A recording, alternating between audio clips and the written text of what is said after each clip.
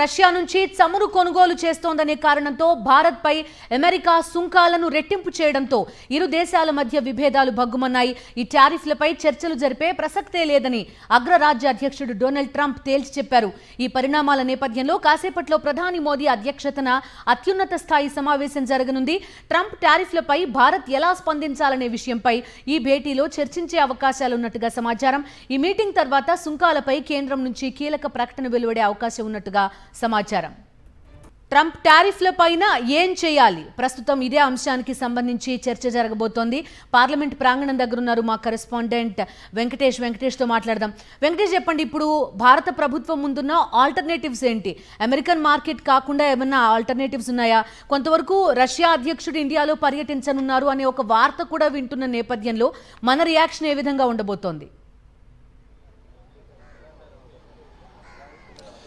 America అధ్యక్షుడు Donald Trump చేస్తున్నటువంటి ప్రకటనలకు భారత్ తలొగ్గేటువంటి ప్రసక్తి లేదని ప్రధానమంత్రి నరేంద్ర మోడీ తేల్చి చెప్పారు. నిన్న జరిగినటువంటి ఒక సమావేశంలో ఖచ్చితంగా దేశ ప్రయోజనాలు రక్షించడమే తమ ప్రథమ కర్తవ్యమని, ఆ మేరకు రైతులకు వ్యాపారస్తులకు పూర్తిగా కేంద్ర ప్రభుత్వం మద్దతు ఇస్తుందని ఆయన ప్రకటించారు. సో ఈ నేపథ్యంలో అమెరికా ఎన్ని సుంకాలు విధించినప్పటికీ అమెరికా విధించేటువంటి షరతులకు తాము లొంగే ప్రసక్తి లేదని ప్రధానమంత్రి నరేంద్ర మోడీ స్పష్టం చేశారు. సో ఆ దిశగానే ప్రధానంగా అమెరికా వేసినటువంటి 50% సుంకాల వల్ల ఏ రంగాలైతే ప్రభావం చెందుతాయో వారందరికీ చేయూతనిచ్చే దిశగా కేంద్ర ప్రభుత్వం నిర్ణయాలు తీసుకునేటువంటి అవకాశం ఉంది. ప్రధానంగా దుస్తుల పరిశ్రమ, అలాగే రసాయనాలు, రొయ్యలు, కార్పెట్లు, ఓవెన్ దుస్తులు, అపారెల్స్, రత్నాలు, పసిడి ఆభరణాలు, మెషినరీ, మెకానికల్ వస్తువులు, ఉక్కు, అల్యూమినియం, రాగి, ఇలా ఈ అంశాలకు సంబంధించి ఈ రంగాలకు సంబంధించినటువంటి ఉత్పత్తులపైన పెద్ద ఎత్తున సుంకాల ప్రభావం పడేటువంటి అవకాశం ఉంది. మన దేశం నుంచి పెద్ద ఎత్తున దుస్తులన్నీ కూడా రెడీమేడ్ గార్మెంట్స్ అన్ని కూడా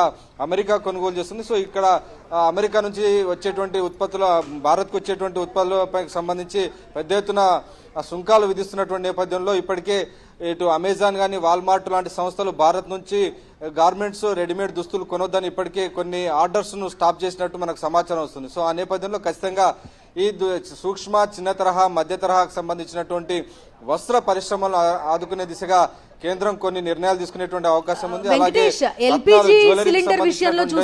కూడా కాపాడే దిశగా నిర్ణయాలు తీసుకునే అవకాశం ఉంది. మనకి అంతర్జాతీయ మార్కెట్ లో ఆయిల్ ధరలు చాలా ఎక్కువగా ఉన్నప్పటికీ కూడా కొంత కేంద్రం ఇంటర్వ్యూన్ అయ్యి నిధులు సమకూరుస్తోంది ఆయిల్ కంపెనీలకి. ఆ విధంగా పరిశ్రమలని కూడా ఆదుకునే అవకాశం ఉంటుందా? ఆ స్థాయిలో కేంద్ర ప్రభుత్వం హెల్ప్ చేయగలుగుతుందా?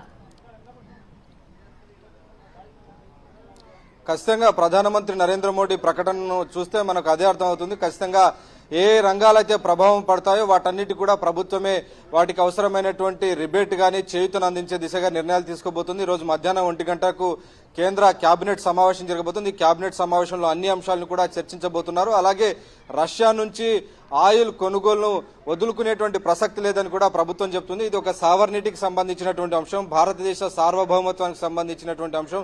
మరొక మూడో దేశం మన దేశం పైన ఒత్తిడి తీసుకొచ్చి మన నిర్ణయాలను, మన విధానాలను ప్రభావితం చేసేందుకు ఎట్టి పరిస్థితుల్లో కూడా అవకాశం ఇవ్వొద్దని ప్రధానమంత్రి నరేంద్ర మోడీ నిర్ణయించారు. ఆ మేరకు ఏదైనా కొంత భారం పడితే ఆ భారాన్ని భరించేందుకు, ఆ మూల్యాన్ని చెల్లించేందుకు తాము సిద్ధంగా ఉన్నట్టు ప్రధానమంత్రి నరేంద్ర మోడీ ప్రకటించారు. సో ఎట్టి పరిస్థితుల్లో కూడా అమెరికా అధ్యక్షుడు డొనాల్డ్ ట్రంప్ ప్రకటనకు తలొగ్గేటువంటి ప్రసక్తి లేదని చెప్పారు. నిన్ననే మనం చూసాము, ఇటు భారత important national adviser, security adviser Ajit దోవల్ను ఆయన రష్యాకు పంపారు. రష్యాతో చర్చలు జరుపుతున్నారు. సో రష్యా అధ్యక్షుడు త్వరలోనే అమెరికా అధ్యక్షుడితో మీట్ అవుతున్నాడు. ఇంకోవైపు ఇటు భారత ప్రధానమంత్రి నరేంద్ర మోడీ కూడా చైనా అధ్యక్షుడితో సమావేశం అవుతున్నటువంటి పరిస్థితి. సో మొత్తానికి అంతర్జాతీయపరమైనటువంటి ఈక్వేషన్స్ కూడా మారబోతున్నాయి.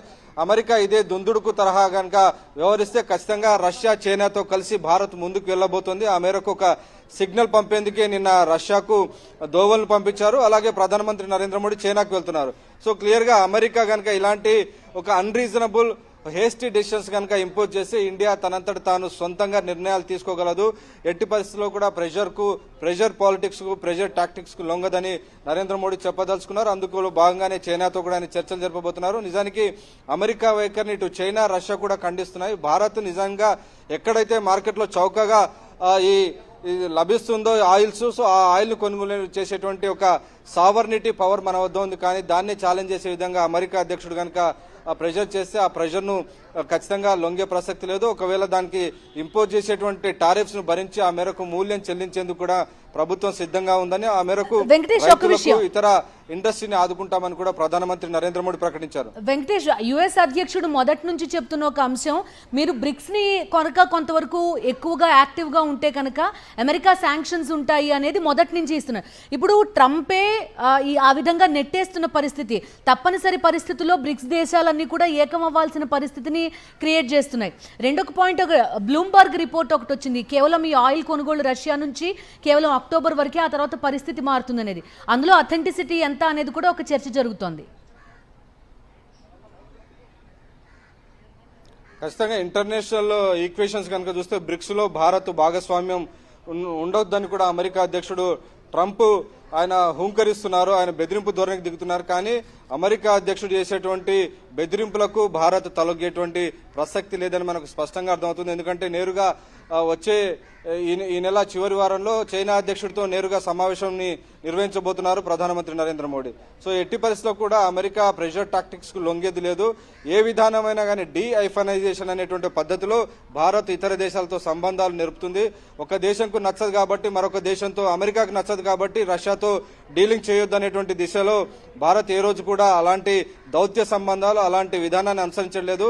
ఏదైనా కానీ ఫేస్ టు ఫేస్ ఆ దేశంతో ఉన్నటువంటి సంబంధాల ఆధారంగానే నిర్ణయం తీసుకుంటుంది తప్ప మూడో దేశానికి నచ్చలేదు, అమెరికాకు నచ్చలేదు కాబట్టి రష్యాతో డీల్ చేయొద్దు, అమెరికాకు నచ్చలేదు కాబట్టి చైనాను వదిలిపెట్టాలి, ఇలాంటి ప్రెజర్ టాక్టిక్స్ కు భారత్ ఏ రోజు కూడా ఈల్డ్ కాలేదు. మన విదేశాంగ విధానం కూడా అదే డీఐఫనైజేషన్ ప్రక్రియలో భాగంగానే భారత్ ఇటు బ్రిక్స్ లో కానీ, ఇటు రేపు జరగబోయేటువంటి ఎస్సీఓ సదస్సులో కానీ పాల్గొనబోతుంది. సో క్లియర్ గా ఇంటర్నేషనల్ లెవెల్లో ఇప్పటికే మనం తెలుసు ఇండియా 4th పొజిషన్ లోకి వచ్చింది. అతి త్వరలో కూడా 3వ పొజిషన్ కి వచ్చేటువంటి అవకాశం ఉంది. రీసెంట్ గానే మనం జపాన్ ను దాటి ముందుకు వెళ్ళాం. ఇక జర్మనీని ఓవర్టేక్ చేస్తే ప్రపంచంలోనే అత్యున్నతమైనటువంటి అతిపెద్ద 3వ ఆర్థిక వ్యవస్థగా భారత్ అవతరించబోతుంది. కాబట్టి భారత్ ను ఏ శక్తి కూడా ఆపేటువంటి పరిస్థితి లేదు. Okay, right. Thank you Venkatesh.